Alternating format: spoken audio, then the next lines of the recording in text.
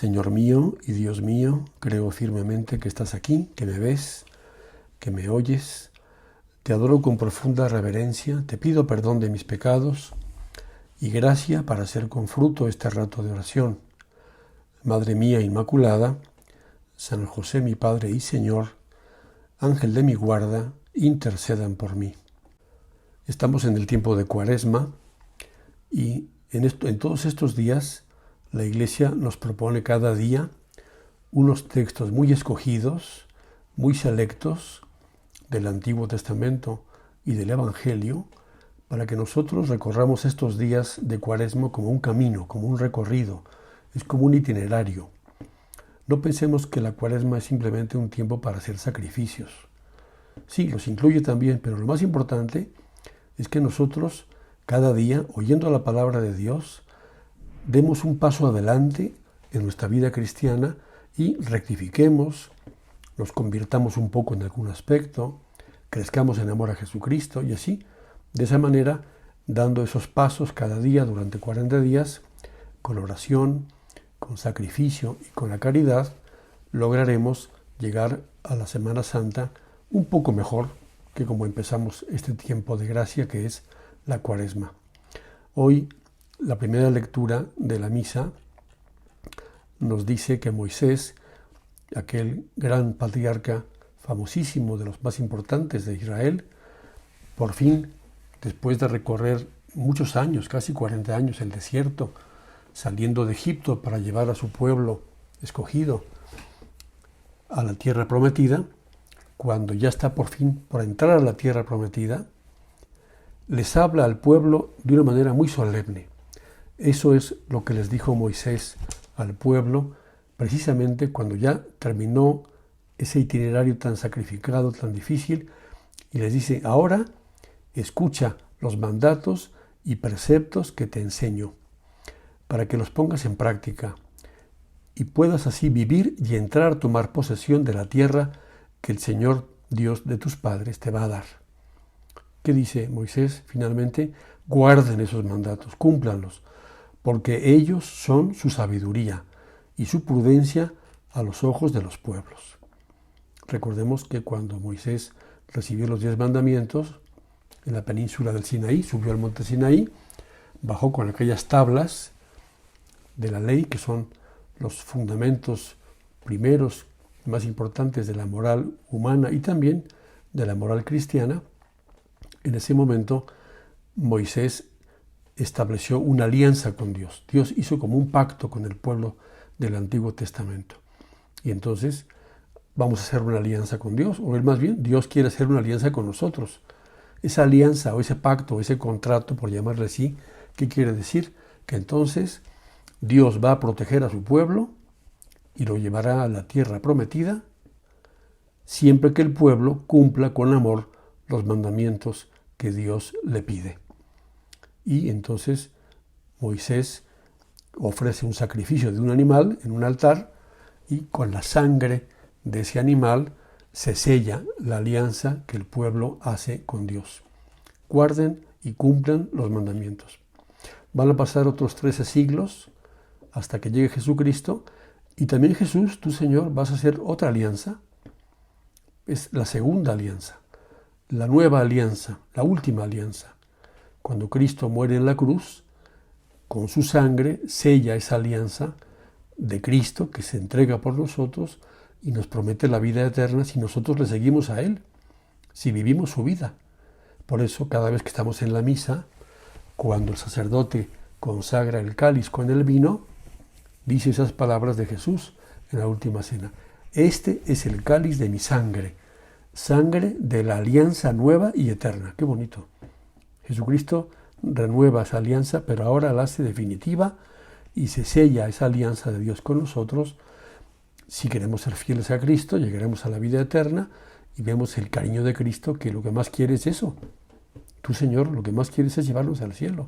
Te has comprometido con nosotros, has firmado un pacto, como el que firma un contrato, con una pluma fuente, con muy buena tinta y con un sello indeleble. Dios se ha comprometido con nosotros para llevarnos a la santidad. Por eso también en el Evangelio de hoy dice, el que quebrante uno de estos preceptos menores y enseñe eso a los hombres, será el menor en el reino de los cielos. El Señor nos está diciendo, esto que has aprendido de mí, mi vida, mis enseñanzas, tienes que llevarlas a la práctica poco a poco. A veces no es fácil, pero tampoco es tan difícil. Pensemos que nosotros, si vivimos esos mandatos de Cristo, esa ley de Cristo que es una ley de amor, crecemos espiritualmente. Y solamente en esa medida podemos enseñar eso a los demás. Hoy pensemos en un aspecto muy concreto. Nadie en el mundo se salva solo. Y también nadie se pierde solo. Las personas no podemos ser como unas islas, ¿no? Los cristianos no somos como seres individuales o individualistas. Vivimos en familia, vivimos en sociedad y nuestra vida la contemplan los demás. Estamos siempre a la vista de los demás y todo lo que hacemos, bien o mal, repercute en los demás. Todo lo que hacemos, bien o mal, influye de alguna manera. Si unos padres de familia, por ejemplo, se esfuerzan, a pesar de sus defectos, por ser mejores cristianos, sus hijos reciben una gran ayuda solamente por ese ejemplo. Y por el contrario, si ellos o cualquiera de nosotros nos olvidamos de Dios y nuestro comportamiento no es de Cristo, los demás también lo notan. Y podemos con nuestro mal ejemplo destruir, debilitar a los demás. No pensemos que somos seres individuales, que estamos cada uno haciendo su propia vida. Todo lo que hacemos cada día, Señor, te lo pedimos ahora en esta rato de oración, todo influye. Tu cara, tu oración, cómo trabajas, cómo convives con los demás, cómo perdonas, cómo sonríes. El que enseñe uno de estos preceptos, ya se entiende que no nos vamos a dedicar a enseñarlos como si fuéramos un maestro que da lecciones todo el tiempo, ¿no? Enseñar quiere decir mostrar con nuestra vida que somos de Cristo. Señor, si alguna vez no lo he sido, si porque no me he dado cuenta o por debilidad he dado mal ejemplo o incluso he contribuido a que alguien peque, me da mucha tristeza. Yo no quiero eso. Son esos pecados que se llaman como ocultos, de personas que no se dan cuenta que por sus malas acciones contribuyen o animan a otros a apartarse de Dios. Todos tenemos una gran responsabilidad. Mucho de la vida de los demás, sobre todo los que tenemos más cerca, depende mucho de nosotros. Contaba una vez el Papa Juan Pablo II que cuando era pequeño, pues vivía con su papá una relación muy cordial, muy amable, pero el entrevistador que le hacía una entrevista, pensando que el papá de Juan Pablo II había sido un oficial importante del gobierno polaco en la Primera Guerra Mundial, se imaginaba este periodista que el papá de Karol Wojtyła, futuro Juan Pablo II, sería lógicamente un papá muy exigente. Un papá que es militar, pues trata a sus hijos como soldaditos, o por lo menos les exige mucho, como él aprendió a hacerse fuerte y recio cuando le exigían en el cuartel. Y entonces este periodista le preguntó al Papa Juan Pablo II en esa entrevista: Santo Padre, supongo que su papá, cuando usted era chico, joven, su papá le exigía mucho a usted, ¿no? Y Juan Pablo II se quedó un poco pensativo. Dijo, no, mi papá no me exigía mucho a mí. No, mi papá se exigía mucho a sí mismo. Qué bonita respuesta. Él se exigía mucho a sí mismo. Y eso fue para Karol Wojtyła un referente en su vida. Papás o no papás, los que oigan esta meditación, piensa que los demás lo que quieren de ti no son tus sugerencias o tus órdenes, que a veces tenemos que darlas, o tus indicaciones. Lo que los demás esperan de nosotros es que nos exijamos a nosotros mismos por amor y con nuestra propia vida, que no es ejemplo de nada especialmente, pero cómo se nota cuando una persona da buen ejemplo. La actuación de cada uno de nosotros es personal y tenemos que vivir con esa responsabilidad, procurar dar buen ejemplo ante cada persona y ante la sociedad, dice San José María, porque un cristiano no puede ser individualista, no se puede desentender de los demás, no puede vivir egoístamente de espaldas al mundo.